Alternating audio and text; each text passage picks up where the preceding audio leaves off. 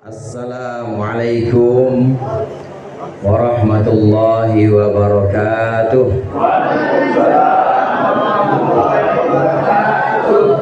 Alhamdulillahi jalla wa ala, ashkuruhu ala jami'il ala, wa ahmaduhu syukra man ufiya minal bala. Ashhadu an la ilaha illallah wahdahu la syarika lahu wa la mumathilah, wa ashhadu anna muhammadan abduhu wa rasuluhu dzul maqamil a'la. Allahumma salli wa sallim ala sayyidina Muhammadin alladhi ikhtassallahu bihi fadailah, wa ala alihi wa ashabihi alladhina nalud darajatil ula. Amma ba'd. Hadratil muhtaramin wal mukarramin, al-asatidah wal masyayikh, al-hadirin wal hadirat, wa fil muqaddimah guru kita yang sedang dalam perjalanan, Ki Haji Fakhruddin Al-Bantani, Ustaz Haji Muhammad Yasin,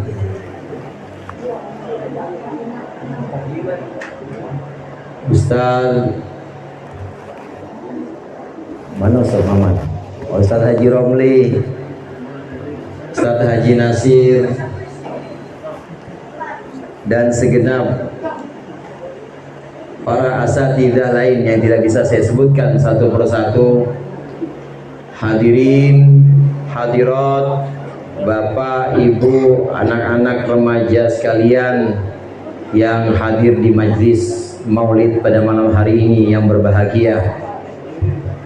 Alhamdulillah, malam hari ini dari kampung ke kampung saya lihat pada maulidan semua. Saya lihat tadi dari sini sebelum Kober itu ada pos FPR, ada acara juga di situ. Saya yakin di situ juga dibacain riwayat maulid juga. Pak Lurah katanya nggak datang malam ini. Ini juga katanya menghadiri maulid juga. Pak RW datang mungkin di sini. LNK, PLK ada PLNK. Mungkin pulang cepat karena menghadiri maulid lagi juga. Mungkin pulang dari maulid, dari kampung ke kampung, ini berkat semua rumah. Berkat dan barokah. Artinya ada berkatnya juga, ada barokah dari nasihat-nasihat para guru, dan tentunya juga ada barokah dari riwayat maulid yang dibacakan, dan barokah kumpulnya kita orang-orang yang cinta kepada Nabi Muhammad sallallahu alaihi wasallam. Hadirin hadirat, Bapak Ibu sekalian yang berbahagia, kalau boleh dibilang maulid itu ya kudu setiap hari. Artinya untuk menumbuhkan cinta kita kepada Rasulullah Sallallahu Alaihi Wasallam, maka nggak cukup kalau cuma setahun sekali. Sekarang saya tanya sama bapak-bapak, siapa yang ngajarin kita wudhu kalau bukan Nabi Muhammad Sallallahu Alaihi Wasallam? Betul apa betul? Ibu-ibu, siapa yang ngajarin kita sholat kalau bukan Nabi Muhammad Sallallahu Alaihi Wasallam? Betul apa betul, Bu? Yang mengajarkan kita bukan cuma ibadah-ibadah mahdhah, tapi seluruh amal, seluruh perbuatan kita yang memang Allah ridho kita lakukan perbuatan itu, asal kita niatkan untuk ibadah maka jadi ibadah. Karenanya tadi Kiai Fakhruddin sudah bilang bahwa Rasulullah mengajarkan kita itu mulai dari keseharian. Nggak usah yang tinggi-tinggi atau nggak usah yang sulit-sulit. Ngancingin baju tadi mulai dari mana ngancingin baju? Dari bawah. Dulu waktu belum ngaji dari atas apa dari bawah? Dari atas. Kalau buka baju dari atas. Bawa apa? Mau buka baju sendiri, mau buka baju bininya boleh dari atas. Tapi kalau pakai baju dari mana? Dari bawah. Semua hal-hal kecil ini dicontohkan oleh baginda Nabi besar Nabi Muhammad Sallallahu Alaihi Wasallam. Maka rasanya tidak cukup kalau kita maulid itu hanya untuk satu seremoni, hanya untuk satu perayaan tahun demi tahun, tapi kita lupa. Tapi kita lalai bahwa sebenarnya yang cinta kepada kita dan kita wajib mencintainya adalah Rasulullah Sallallahu Alaihi Wasallam. Rasulullah Sallallahu Alaihi Wasallam kalau mencontohkan sesuatu, kalau Rasulullah memerintahkan kita untuk melakukan sesuatu, maka Rasulullah adalah orang yang pertama kali melaksanakan perintah-perintah itu. Demikian juga saat Rasulullah melarang kita dari sesuatu, maka Rasulullah adalah orang yang pertama kali meninggalkannya.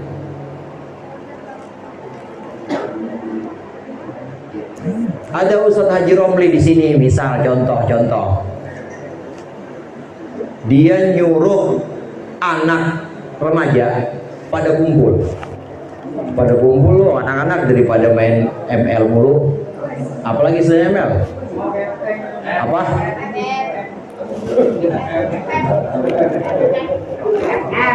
Main game mulu, pada kumpul di musola. Lihat malam Jumat, kata Ustadz Haji Romli, musola pasangin wifi pokoknya. Udah belum? Ada niat itu belum? Pasangin wifi pokoknya musola. Pada ngumpul malam Jumat, pada yasinan. Yang penting seminggu sekali anak muda kumpul. Tapi Haji Romli-nya gak pernah datang. Kira-kira pada nurut gak sama Haji Romli ini? Karena tidak mencontohkan terlebih dahulu.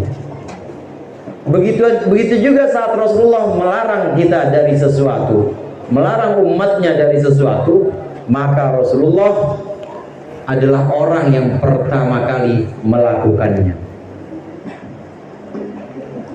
Satu dari beberapa pesan Nabi Muhammad SAW, beliau menyebutkan la'alla shawab, ini adalah sebuah maqalah, bahwa perut yang paling buruk itu adalah perut yang kenyang dengan barang yang halal.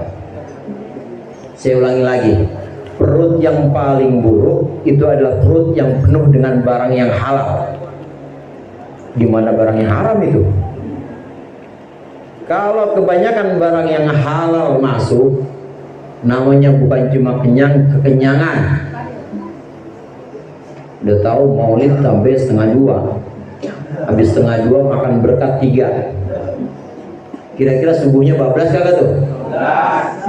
Bablas, mana paginya habis ngangkutin tenda lagi, habis bersih-bersih, bablas pasti karena kekenyangan. Maka perut kalau kenyang dengan perkara yang halal, kalau kekenyangan dengan perkara yang halal itu paling buruk, gimana kalau itu diisi dengan perkara yang buruk? Nah, dalam contoh ini Rasulullah jadi orang yang pertama kali meninggalkan perkara-perkara yang sebenarnya halal. Nggak pernah Rasulullah itu perutnya kenyang, berhenti makan sebelum kenyang. Bahkan riwayat diceritakan Rasulullah itu pernah nggak makan sampai 2 hari. Dan ini biasa Rasulullah melakukan ini, biasa Rasulullah dengan laparnya, dan Rasulullah memang mengajarkan itu kepada umatnya. Itu yang pertama kali beliau contohkan, supaya antara kita dengan keinginan makan itu ada jarak. Kalaupun makan, maka makannya untuk ibadah. Kalaupun makan, maka makannya supaya kuat datang pengajian. Kalaupun makan, itu makannya supaya kuat untuk cari nafkah, nafkah untuk keluarga. Orang sini begitu semua kan ya? Makannya pasti bukan karena doyan, bukan karena gaya hidup, tapi karena buat bekal ibadah. Nabi Muhammad SAW yang pertama kali mencontohkan kalau beliau memerintahkan umatnya. Nabi Muhammad SAW yang pertama kali meninggalkan kalau beliau melarang umatnya. Oleh karenanya Imam Busiri menyebutkan, Nabiyunal amirun nahi fala ahadun abarra fi qawli la minhu wala na'ami. Nabi Muhammad adalah yang menyuruh, yang memerintahkan, dan juga yang melarang. Tidak ada satupun yang kata-kata jangannya, kata-kata iyanya ini yang lebih pas dan lebih pantas dibanding Rasulullah SAW. Karena saat Rasulullah bilang jangan, Rasulullah pertama kali yang meninggalkan. Saat Rasulullah menyuruh, Rasulullah yang pertama kali mencontohkan. Hadirin hadirat rahimakumullah, Syekhona Khalil Bangkalan, guru dari Hadrati Syekh Kiai Hashim Asy'ari, ini adalah maha guru dari seluruh guru-guru yang ada di Nusantara. Masyhur dengan karomahnya, masyhur dengan wilayah atau dengan kewaliannya. Pernah satu waktu Syekhona Khalil Bangkalan Madura, kalau yang pernah ziarah Wali Songo biasanya dilanjut sampai Madura nyebrang ke makam Syekhona Khalil. Pernah satu waktu ada seorang bapak datang bawa anaknya. Kemudian bapak ini bilang, Syekhona, guru, kiai, anak saya ini kebiasaannya buruk. Dia paling sedikit sehari ini bisa ngabisin, paling sedikit ini ngabisin gula 2 kilo. Ada yang di sini begitu bocah? Makan gula sehari sekilo, sehari 2 kilo. Boncos ibunya itu. Dia belanja lagi, habis, pengen bikin kopi babanya, habis lagi gulanya, dimakan. Setiap hari paling sedikit 2 kilo. Diceritakan ini, bapaknya menceritakan ini kepada Syekhona Khalil Bangkalan. Nah kemudian Syekhona Khalil bilang, ya udah pulang sekarang. Nanti seminggu lagi datang ke sini. Pulanglah bapak itu dengan anaknya. Apa saudara? Sampai di rumah ternyata anak itu apa kira-kira? Apa kira-kira? Makan gulanya tambah banyak. Masih makan. Hari pertama, hari kedua, hari ketiga, sampai ketemu seminggu.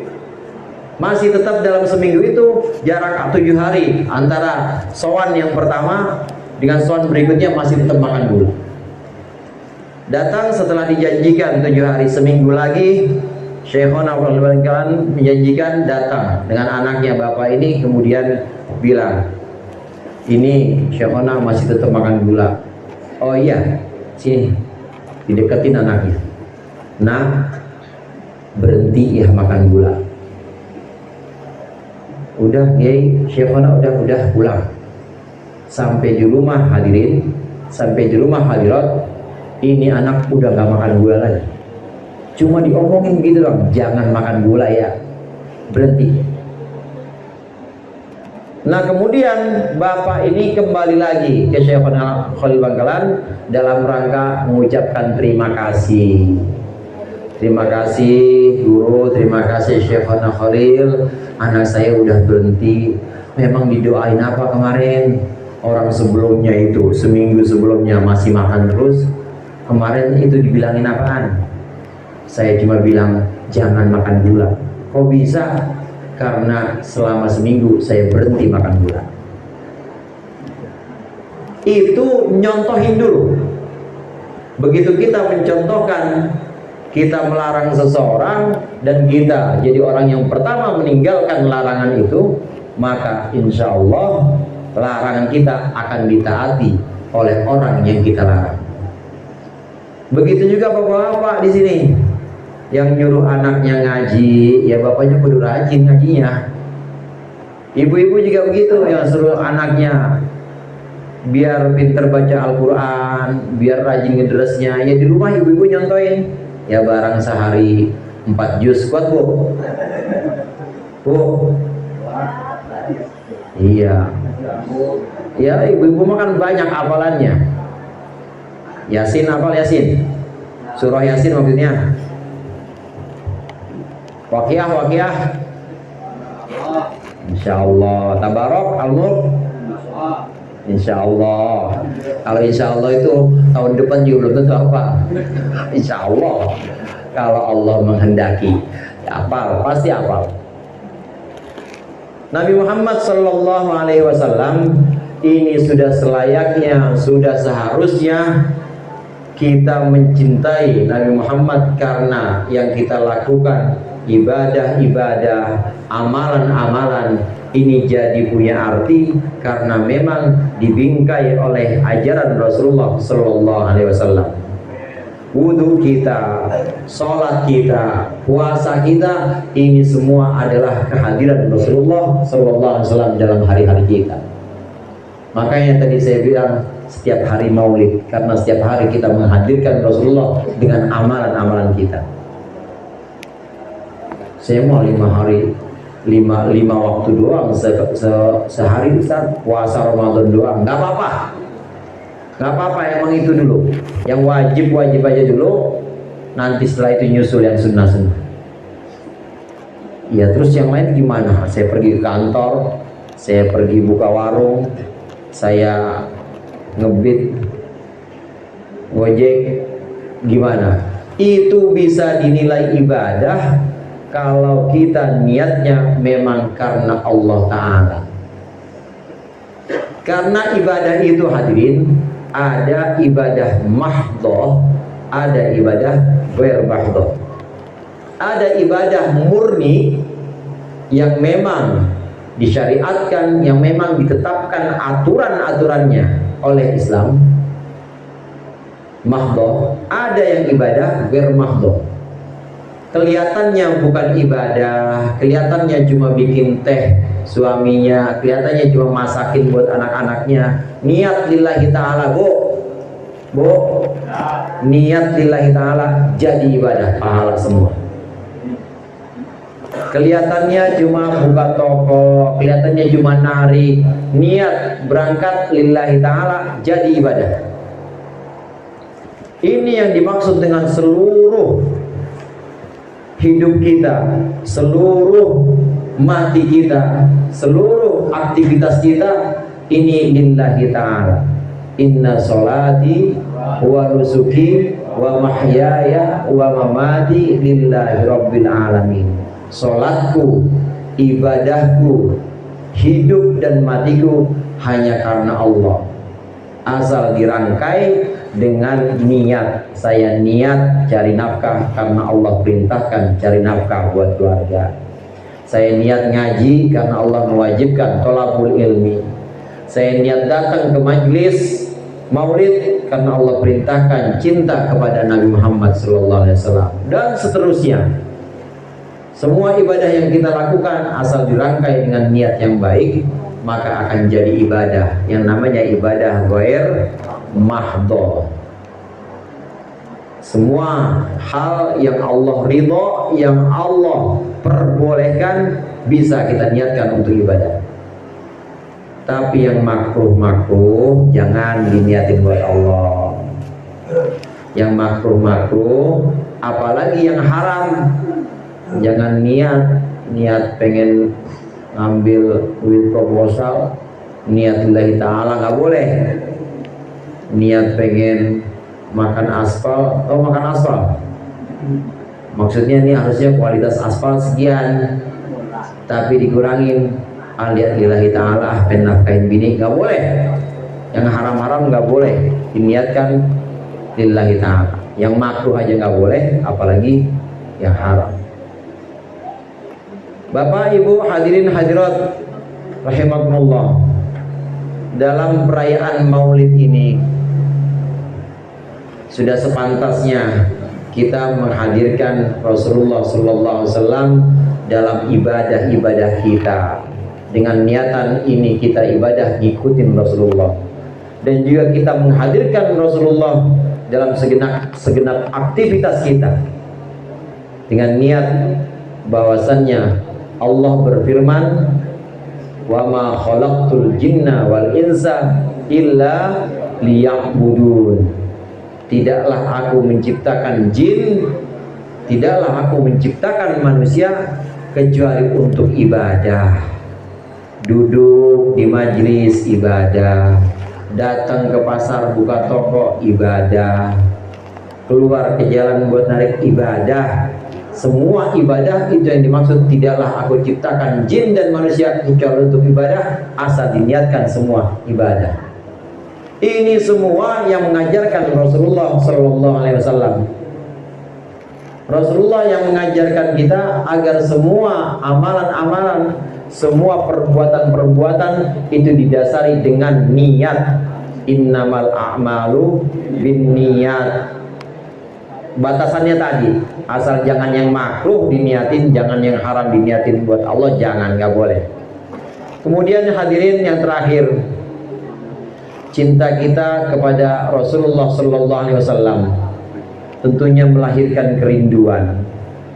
Kerinduan kita kepada Nabi Muhammad sallallahu alaihi wasallam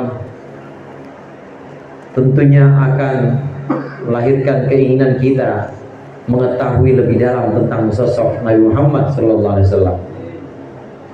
Nabi Muhammad sallallahu alaihi wasallam tidak ada riwayat yang sahih yang menyebutkan bentuk fisik Rasulullah sallallahu alaihi wasallam. Kalaupun ada, itu riwayatnya semua di bawah sahih. Kenapa demikian? Karena yang meriwayatkan hadis-hadis tentang fisiknya Rasulullah yang indah, tinggi, Rasulullah walaupun tinggi, tapi kalau berjalan dengan orang yang pendek, Rasulullah nggak kelihatan jomplang, sehingga orang yang pendek itu kemungkinan jadi down, atau kemungkinan orang yang pendek ini merasa kecil hati. Dan Rasulullah kalau jalan bersama orang-orang yang tinggi seperti Sayyidina Umar, jalan dengan Khalid bin Walid, itu Rasulullah jalan dengan orang yang tinggi-tinggi, tetap Rasulullah paling tinggi. Nah, riwayat yang menceritakan ini semua adalah riwayat-riwayat yang di bawah sahih derajatnya. Kenapa demikian? Karena yang menyebutkan tentang sifat fisik Rasulullah, penciptaan Rasulullah, bentuk tubuhnya, bentuk matanya, bentuk wajahnya, ini adalah sahabat-sahabat yang sifatnya sigorus sahabat atau sahabat-sahabat junior. Kalau sahabat-sahabat senior seperti Sayyidina Abu Bakar, Sayyidina Umar, Sayyidina Uthman, Sayyidina Ali, yang memang dekat dengan Rasulullah, kalau di hadapan Rasulullah tidak ada yang melihat wajah Rasulullah, nggak berani. Artinya nggak berani di sini kayak matahari, saudara. Kasyamsi tadharu lil ainaini min bunudin saghiratan wa tuqillu tarfa min adam. Nabi Muhammad itu seperti matahari. Dia memancar, wajahnya memancar, dari jauh kelihatan kecil.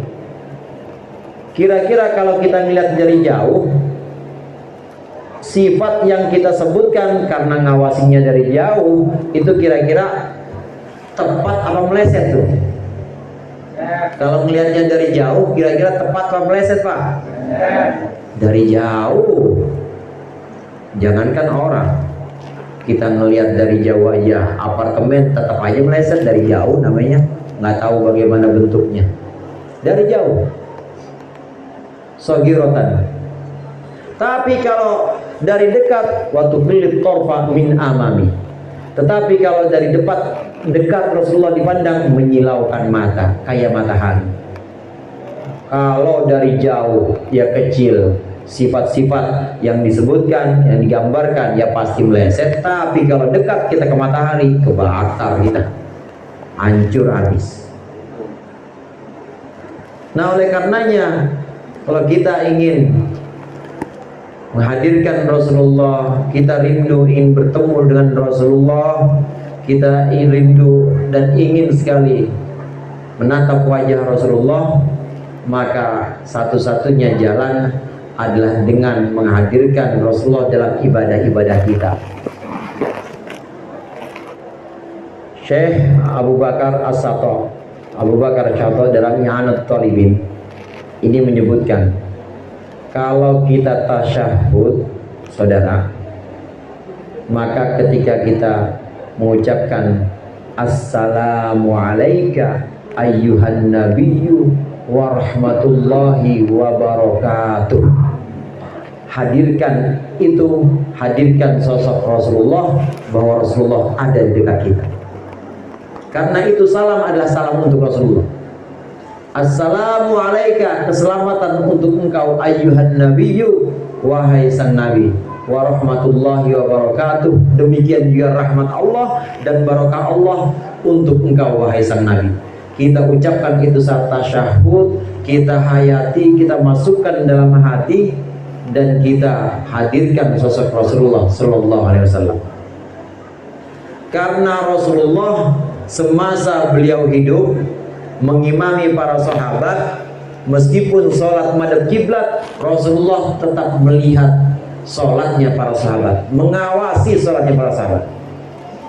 Demikian juga ketika Rasulullah sudah wafat, mengawasi sholatnya umatnya semuanya, termasuk sholat jamaah al-jihad. Dilihatin mana pakai kaos sholatnya, belakangnya ada tulisan caleg, kalah lagi. Sholat biar rapi, ya paling nggak pakai kemeja dah, walaupun nggak koko, meja lengan pendek juga nggak apa-apa, yang rapi. Karena di situ Allah memandang kita, Rasulullah mengawasi sholat-sholat kita, semua sholat-sholat kita diawasi. Dengan cara ini, dengan keyakinan bahwa Rasulullah senantiasa hadir dalam hari-hari kita, Rasulullah senantiasa hadir dalam ibadah-ibadah kita. Karena ibadah-ibadah itu dicontohkan oleh Rasulullah, maka akan tambah dan tambah terus kecintaan kita kepada Rasulullah Sallallahu Alaihi Wasallam. Mudah-mudahan dengan perayaan Maulid ini dan juga dengan latihan demi latihan kita, ibadah keseharian kita, dan juga dengan niat kuat kita untuk mengikuti Rasulullah Sallallahu Alaihi Wasallam, mengikuti ibadah, mengikuti akhlak-akhlaknya, mudah-mudahan Allah menambahkan cinta kita kepada Rasulullah Sallallahu Alaihi Wasallam. Karena man ahabbani kana ma'i fil jannah, atau kana kama qala Rasulullah Sallallahu Alaihi Wasallam. Siapa orang yang cinta kepadaku, maka bersama denganku nanti di surga. Mudah-mudahan bermanfaat. Mari sama-sama kita tutup dengan pembacaan doa.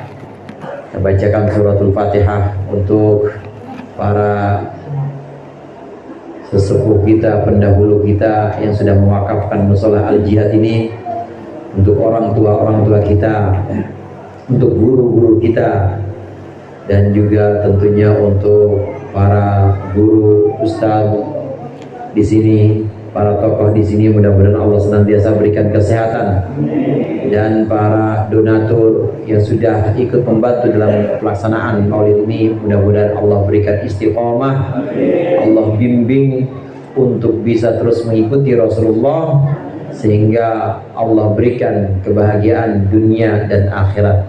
Ala hadhihi niyyah wa ala kulli niyyatin salihah, wa ila hadratin nabiyil mustafa sayyidina maulana Muhammadin sallallahu alaihi wasallam. Al-Fatihah.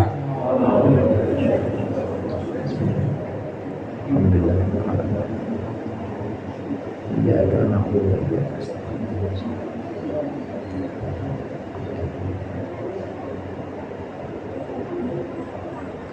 Alhamdulillahirabbil alamin hamdan yuafi ni'amahu wa yukafi'u mazidah.